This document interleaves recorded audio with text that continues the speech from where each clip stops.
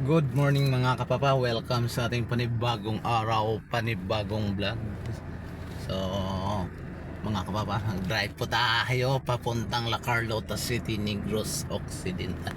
Kung makikita yung yung bundok na yan mga kapapa, yan po ang Volcan Canlaon. No, dito po ako sa gitna ng tubuhan mga kapapa. Yan, napakahirap ng daanan dito mga kapapa. Yan, mayroon pa tayong ibon nakita. Dog tikling.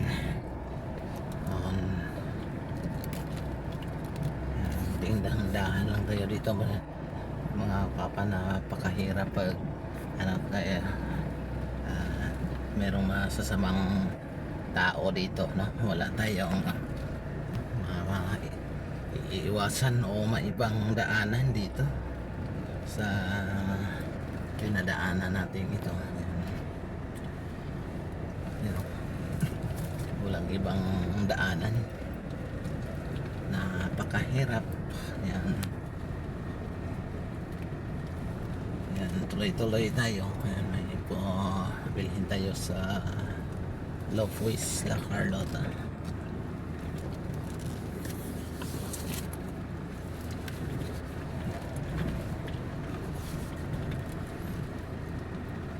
Yan, tubuhan pala ang dinadaanan natin, no?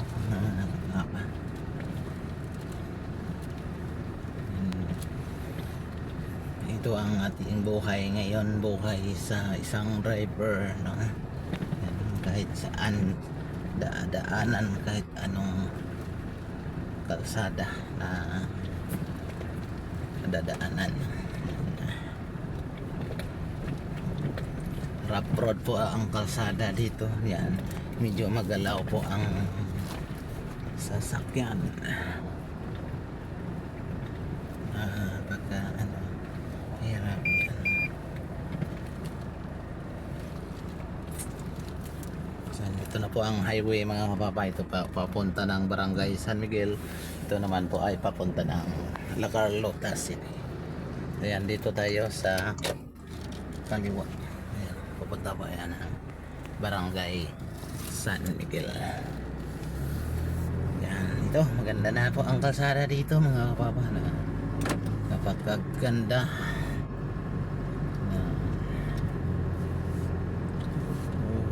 Sinigo error punish.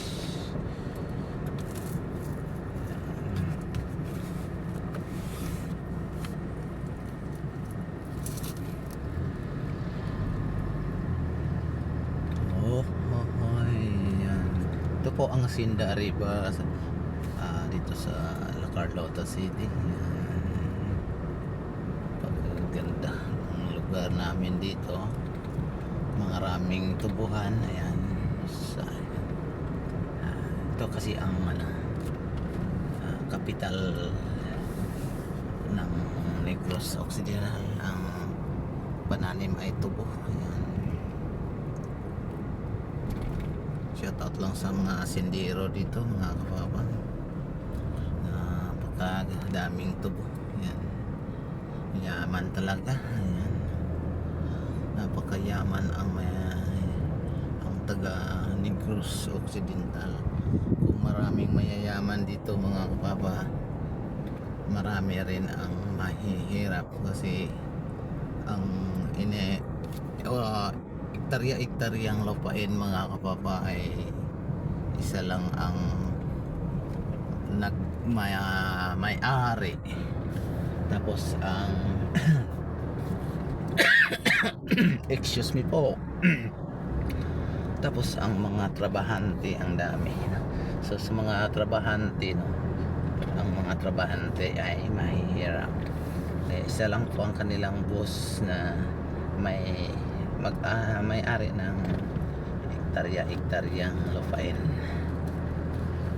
So sabi nila mayaman daw ang Negros Occidental, pero no, hindi naman ako naniwala kasi maraming mahihirap dito, no, na nandito na nagtatrabaho sa tubuhan mga kapapa. Yan. Kung sa bagay Wala namang mayaman kung walang mahirap. Paano naman yumaman yung mayayaman kung walang magtatrabaho sa kanila na mga mahihirap, no? Sa mga kanilang mga farm. So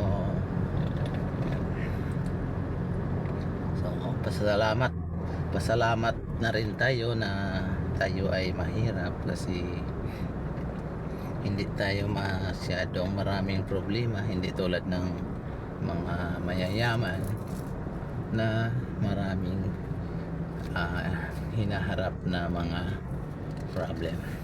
So ito, yan, kinakarga na po nila ang tubo, yan. Kung mapuno na po yung truck na yan, pabinta nila sa doon sa sentral ng Asocarira. Yan, yan, pirang-pira na yan sa may-ari ng tubuhan. So nakaambag rin ang mahihirap yan dahil sa yan, pinaghirapan nila na wag mataga yung tubo, at tapos madala nila sa miling ng tubo, mga kapwa.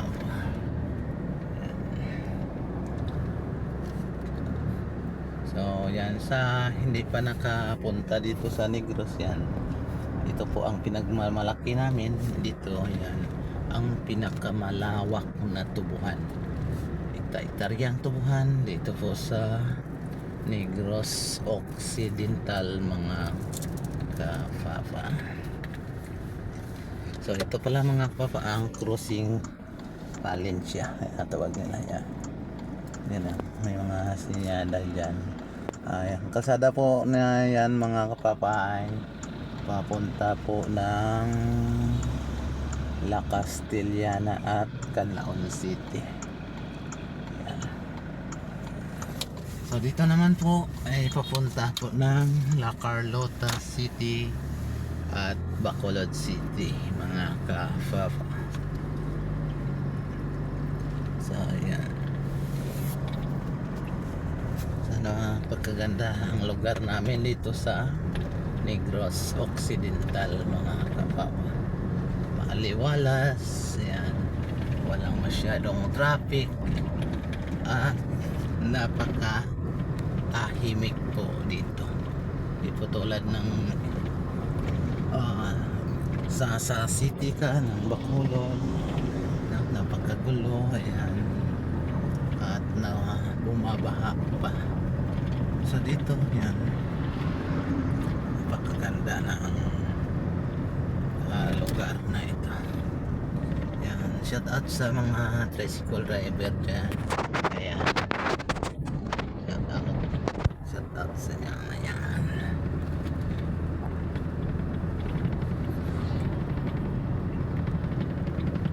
yan, sa lahat ng hindi pa dito nakapunta sa Negros, yan, pwede kayong pumunta dito para yan, tingnan nyo ang aming kapaligiran dito, no? Napaka kulay verde, yan, sa aliwalas na lugar dito sa Negros Occidental, mga kapapa. Yan,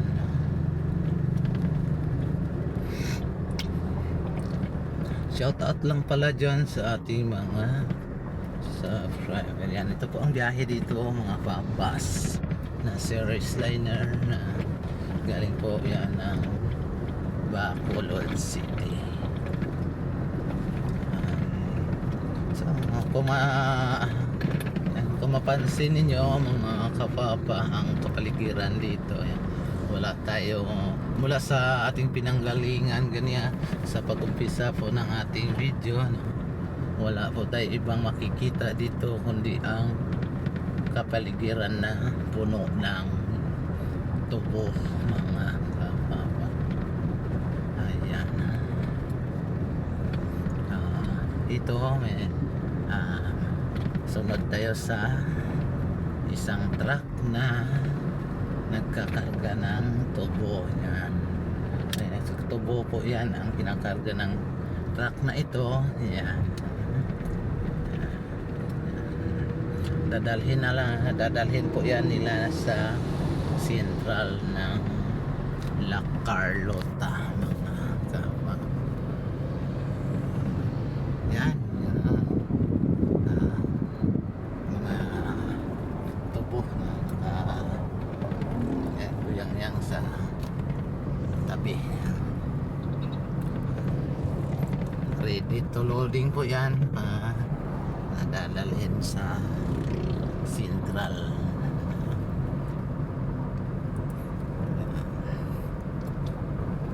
Ito pinakamaganda dito sa amin sa Negros kasi napakaganda ang lugar. Kung ako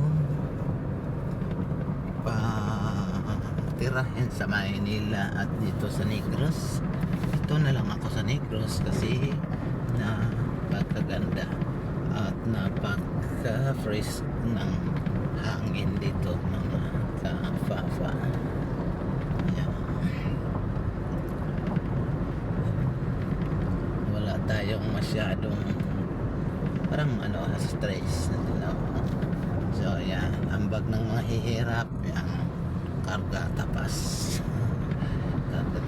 po yung kanilang trabaho, mga ka-fafa. Ayan po mga kapapaan, solar. Ayan, solar po yan mga kapapaan.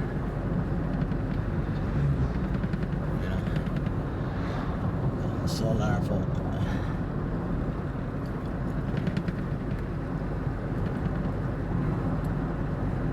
Sa lahat ng ating mga followers na maraming salamat sa walang sawang suporta sa ating wow. Naku, sayang mga papo, naku, sayang ang tubo, nawasak. Ayan, napakadelikado po yan sa ganyang sitwasyon mga kapapo. Wasak, no? Higit 1 tonelada siguro yan mga kapapo, ang wasak na tubo na yan.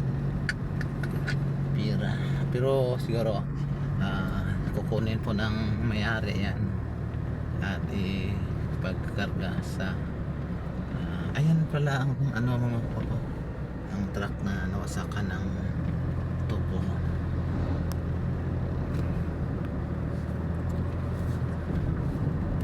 Sayang.